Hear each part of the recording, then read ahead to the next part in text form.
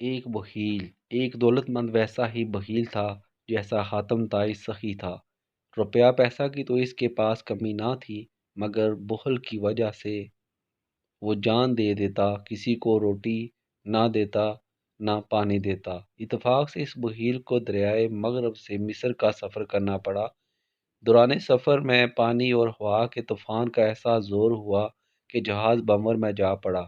جہاز کو ڈوبتے دیکھ کر اور لوگوں کے ساتھ اس بخیل نے بھی دعا کے لیے ہاتھ بلند کیے اور بارگاہ الہی میں گریہ وزاری اور عجز و انکسار سے سلامتی کی خواستگاری کی، مگر دعا مستجاب نہ ہوئی اور جہاز غرق ہو گیا۔ سچ تو یہ ہے کہ جان کا صدقہ مال ہوتا ہے۔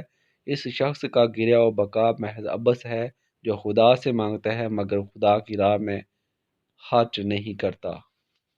کوئی خرچ نہیں کرتا۔ مصر میں اس بخیل کے چند نادار رشتہ دار تھے۔ انہوں نے اس کا سب مال آپس میں تقسیم کر لیا اور اپنے پھٹے پرانے کپڑے پھینک پھینک کر عمدہ اور نفیس کپڑے بنوا لیے اور بڑے عیش و آرام اور مزے اور لطف سے زندگی بسر کرنے لگے۔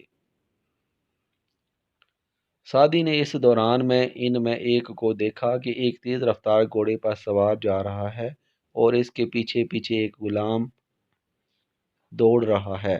اس کی اس حالت سے ظاہر ہو رہا تھا کہ اگر اتفاق سے مردہ زندہ ہو کر واپس آ جائے تو وارثوں کو مرنے والے کی موت سے زیادہ مال واپس دینے کا صدمہ ہو۔